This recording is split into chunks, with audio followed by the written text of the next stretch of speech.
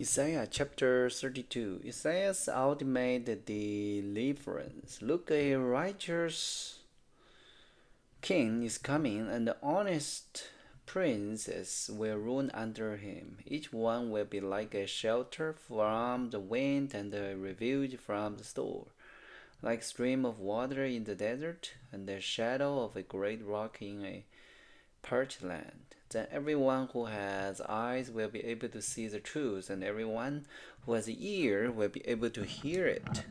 Even the hot head will be full of sense and understanding. Those who stammer will speak out plentifully. In that day, ungodly fools will not be heroes. Scoundrels will not be respected, for fools speak foolishness and make evil plans. They practice ungodliness and spread false teaching about the Lord.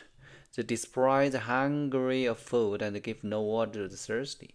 The smooth trick of scoundrels are evil. They plot crooked scheme. They lie to confess to poor, even when the cause of the poor is just. But generous people plan to do what is generous, and they stand firm in their generosity. Listen, you women who lie around in ease. Listen to me, you who are so smug. In a short time, just a little more than a year, you careless one will suddenly begin to care, for your fruit crops will fail, and the harvest will never take place. Tremble, you women of the East, throw off your complacency, strip off your pretty clothes, and put on burlap to show your grief. Beat your breast in sorrow for your bountiful farm and your fruitful grapevine, for your land will be overgrown with all horse thorns and big briars. Your joyful homes and happy towns will be gone. The palace and the city will be deserted, and the busy town will be empty. White donkey will frolic, and the flocks will graze in the empty fort and the watchtowers, until at last the Spirit is poured out on us from heaven. Then the wilderness will become a fertile field, and the fertile field will yield bountiful crops.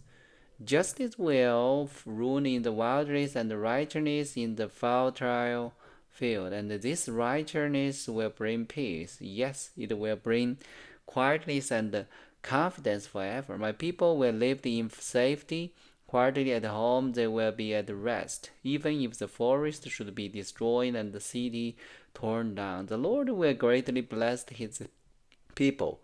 Wherever they plant seed, bountiful crops will spring up. Their cattle and donkeys will graze freely. Chapter 33. A message about Assyria.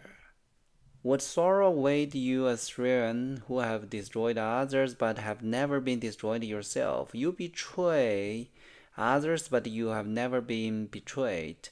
When you are done destroying, you will be destroyed. When you are done betraying, you will be betrayed. But Lord, be merciful to us, for we have a wait for you. Be our strong arm each day and our salvation in time of trouble. The enemy run at the sound of your voice. When you stand up, the nation flee, just as caterpillar and the locust stripped the field and the vines. So the fallen army of Assyria will be stripped. So the Lord is very great and lives in heaven. He will make Jerusalem his home of justice and righteousness. In that day he will be your sure foundation, provide a rich store of salvation, wisdom, and knowledge. The fear of the Lord will be your terror.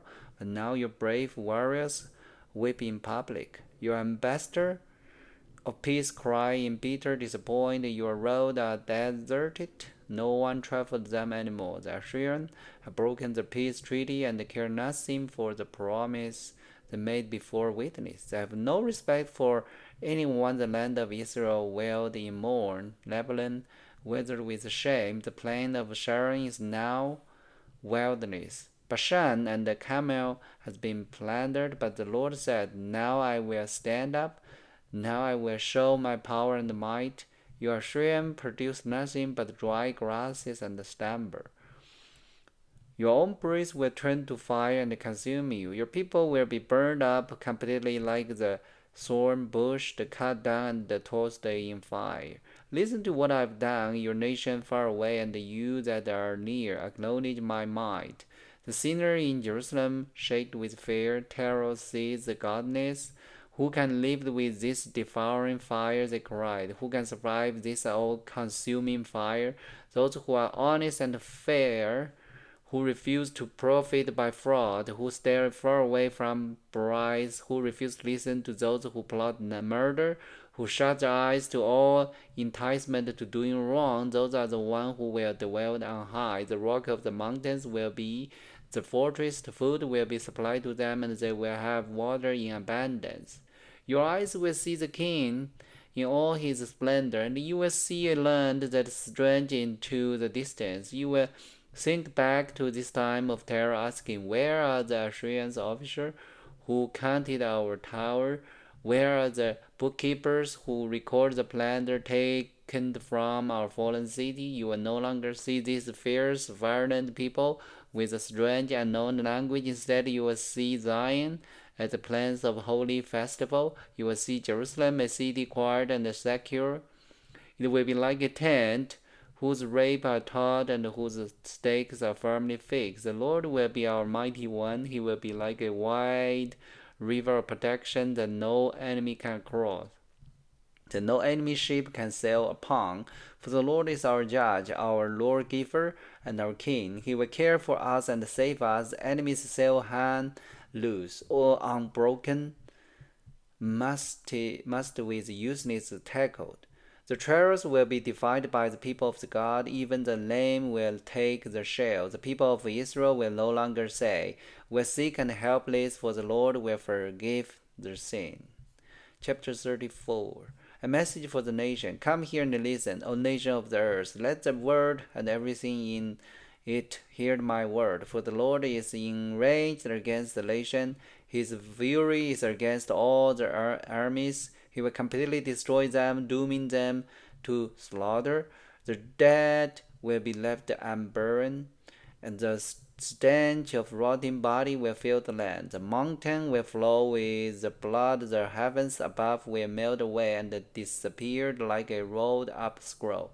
The star will fall from the sky like withered leaves from a grapevine or shriveled fig from a fig tree. And when my sword has finished its work in the heaven, it will fall upon Adam. The nation I have marked for destruction, the sword of the Lord is drenched with blood and covered with fat.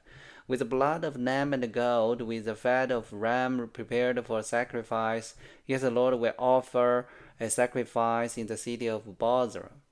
He will make a mighty slaughter in Edom. Even men as strong as wild oxen will die. The young men alongside the veteran. The land will be soaked with blood and the soil enriched with fat. For it is the day of the Lord's revenge, the year when Adam will pay back for all it did to Israel. The stream of Adam will be filled with burning pitch, and the ground will be covered with fire. The judgment on Adam will never end. The smoke of his burning will rise forever. The land will lie deserted from generation to generation. No one will live there anymore. It will be haunted by the desert owl and the screech owl, the great owl and the raven. For God will marry that land carefully. He will marry it for chaos and destruction. It will be called the land of lasting, and all its noble will soon be gone. The thorn will overrun its palace. Laddles and cedars will grow in its fort. The ruin will become a haunt for jackal and a home for owl. Desert animal will mingle there with hyenas, their howling filling the light. Wild goat will bleat at one another among the ruins, and the night creature will come there to rest. There the owl will make her nest and lay her egg. He will hatch her young and cover them with her wing. And the birds that will come, and each one with his mate. Search the book of the Lord and see what he will do. No one of this bird and animal will be missing, and none will lack a mate. For the Lord has promised this. His Spirit will make it all come true. He will serve it and divide the land and deed it over to those creatures. They will possess it forever from generation to generation. So those 3 chapters is continue warning the Israel and Assyria people and Jerusalem.